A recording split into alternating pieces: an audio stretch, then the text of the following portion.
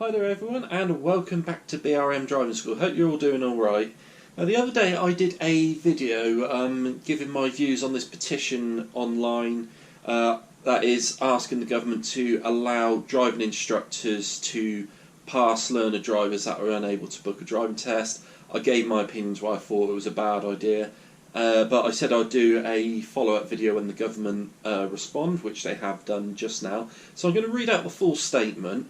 Let me know what your opinions are of this. Do you support the government's decision or do you disagree with it? Just let me know in the comments down below and we'll discuss it a bit more there.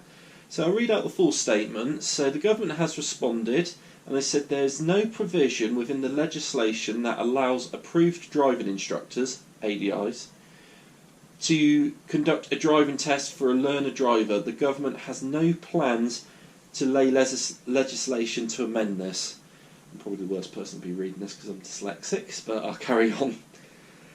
The COVID-19 pandemic has been an unprecedented challenge for us all.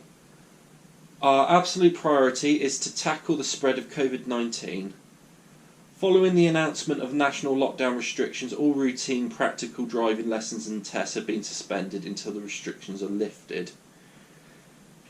The Road Traffic Act 1988 only allows a full driving licence to be issued if the person has passed the test of competence to drive.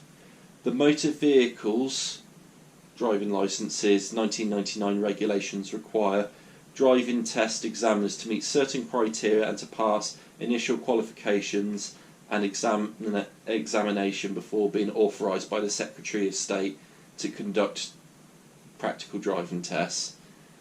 I know that from personal experience because I actually have tried to become an examiner. It's not easy. The regulations also specifically prohibit an examiner from simultaneously being an active ADI. Although ADIs are well qualified and proficient in driving and instruction, they are not experienced assessors, and this is evident by the current practical test pass rate of 47%. The Driver and Vehicle Standards Agency, DVSA, appreciates that there is a high demand for driving tests. Once it is safe for driving tests to resume, the DVSA will ensure measures are in place to increase testing availability wherever possible. This will include offering overtime and annual leave buyback to examiners, asking all those qualified to carry out tests, warrant card holders to do so, and conducting out-of-hours testing such as on public holidays. We recognise these restrictions have a significant impact on jobs and the economy. We have provided financial support for those whose livelihoods are impacted.